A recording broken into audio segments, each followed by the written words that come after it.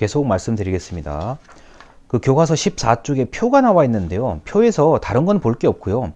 소방공무원법이라고 되어 있습니다. 1977년도에 제정돼서 1978년도 3월 1일에 시행된 이 소방공무원법에 대한 이야기를 또 안 할 수가 없잖아요. 이게 신규 제정, 새롭게 국회에서 만들어졌기 때문에 그 개정의 어떤 이유에 대한 얘기를 좀 드릴게요.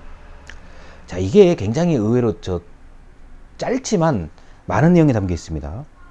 경찰 공무원과 소방 공무원은 그 직무가 이질적이다.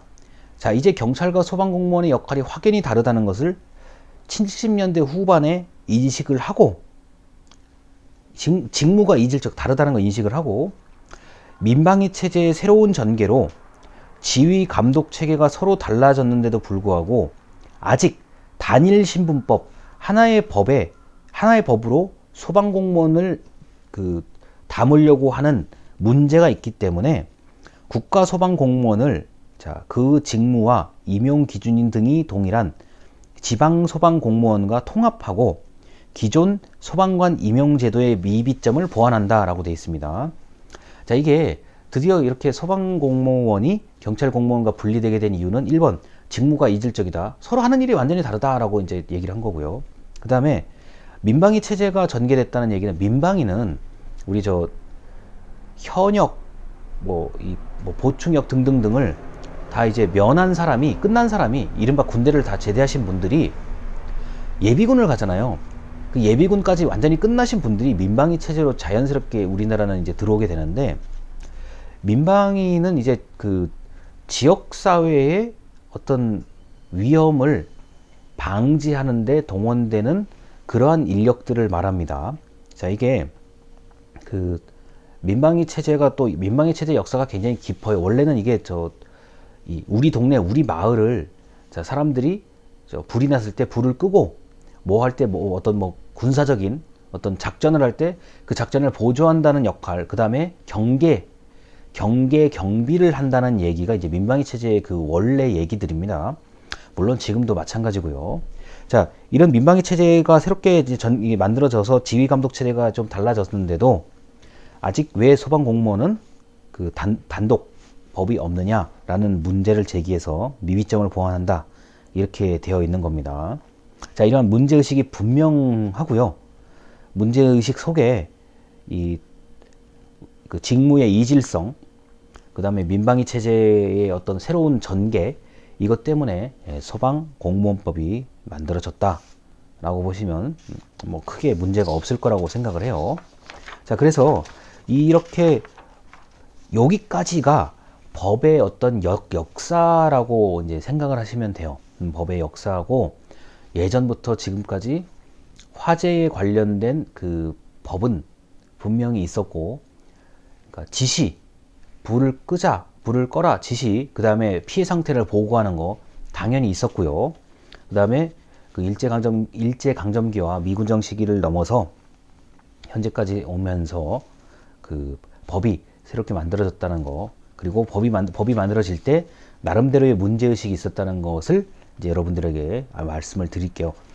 자, 그리고 이제 잠깐 우리 이게 이 책에서 다루는 내용이라고 해서 15쪽의 얘기가 있는데요. 그 16쪽을 한번 보시죠. 16쪽을 보시면 이해가 더 빠를 것 같은데, 자, 오늘 지금 얘기해 드린 게 제 1편 소방관계 법규의 개요입니다. 자, 여기에 이제 법의 역사, 법의 어떤 제정됐을 때 그 원리를 얘기를 드린 거고요. 다음 주부터 이제 소방기본법을 차례대로 얘기를 할 건데, 여기서 이제 우리가 행정법에 대한 그 체제를 좀 얘기를 드릴게요. 행정법은 여러 가지의 법들이 다 모여 있는 이 굉장히 영역이 방대해요. 방대한 영역이에요. 그 중에 소방을 요만큼을 이제 배우는 건데, 요 소방 중에 요 소방이란 요 영역 중에 요 영역에서 또 나누어져서 소방기본법이 있고 다른 법이 이렇게 또 각자의 영역을 구축하고 있는 겁니다. 자, 반대로 설명드릴게요. 지금 이 책에 나온 모든 법률은 행정법 중에 하나예요. 요 자잘자잘한 거, 요런 법률들이 모여서 이게 소방 영역의 행정법이다라고 돼 있는 거고, 이러한 영역들이 다 이렇게 있는 게 전부 모여서 이른바 우리가 행정법이라고 얘기를 하는 겁니다.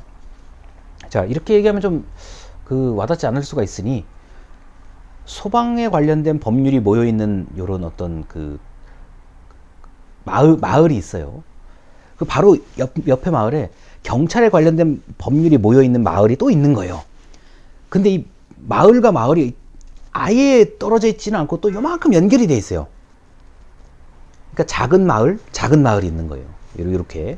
자, 그 다음에 이제 또 옆으로 또 가보면은 갑자기 요새 코로나 바이러스 상황에 감염병에 관련된 어떤 그런 행정법들이 있을 거 아닙니까? 감염병에, 이거는 또 다른 마을이네? 다른 마을인데 소방 쪽에 이 마을과 또 연결이 안 되는 건 아니에요. 왜냐면 지금 굉장히 응급구조 하시는 소방대원들이 굉장히 더운 옷 입고 고생을 하시잖아요. 이게 또 연결이 안 되는 건 아니에요. 자, 이게 다 이렇게 연결이 돼 있는 거고. 그 다음에 예를 들었어요. 어떤 풍수에, 자, 태풍 피해나 이런 거, 지진 피해로 이제 재산을 많이 잃으신 분들이 어떤 뉴스에 나오잖아요. 특별 재난 지역으로, 자, 선포하겠다, 지정하겠다. 특별 재난 지역이요. 지정하겠다. 이 법도 그런데 또 소방하고 또 이게 약간 연결이 돼요.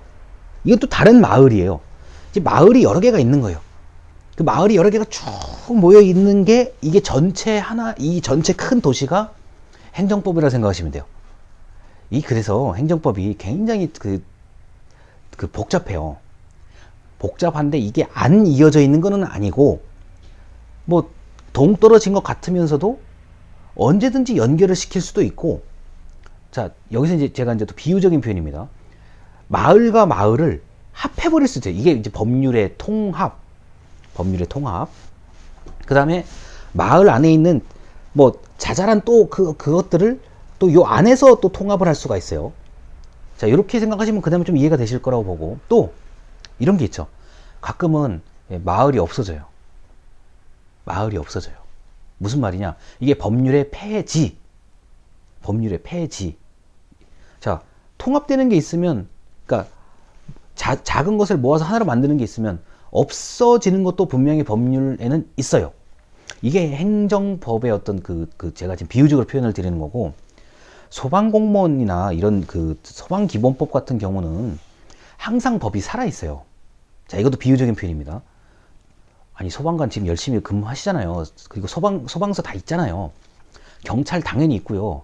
사회복지 당연히 있잖아요. 그리고 지금 여러분들 중에서는 공무원이 되고 싶은 분들이 있을 거 아닙니까? 공무원법도 엄청나게 큰 행정법이잖아요. 영역이잖아요. 마을. 자, 그런데 마을은 있는데 마을이 움직이지 않는 것도 있어요. 무슨 말이냐? 행정법은 있는데 법이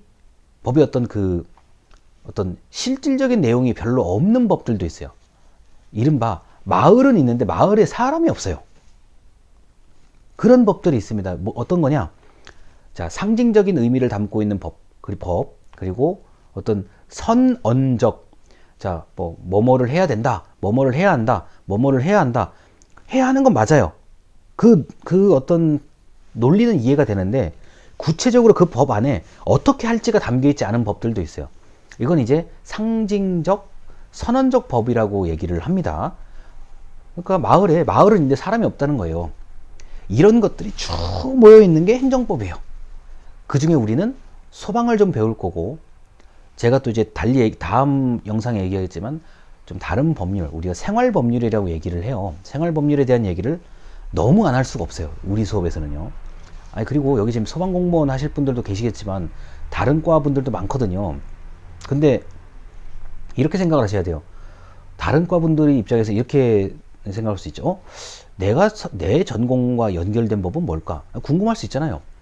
그런 것도 제가 좀 언급을 드려야 되고, 그게 그런데 아예 관련이 없는 건 아니에요. 소방하고 또 아예 관련이 없는 건 아닐 거예요. 그런 것들을 제가 다 말씀을 드릴 테니까 편안하게 그냥 들으시면 되고요. 특히 경찰 공무원이 되시고자 하는 분들은 경찰에 관련된 법은 또 굉장히 명확해요. 그 법에 또 특성이 있거든요. 그거도 제가 우리 수업 끝날 때까지 이번 학기 끝날 때까지 제가 좀 언급을 드릴게요. 한 번쯤 들어보시면 들을만 합니다. 자, 일단 여기까지 하고 자, 다음 영상으로 넘어가겠습니다. 감사합니다.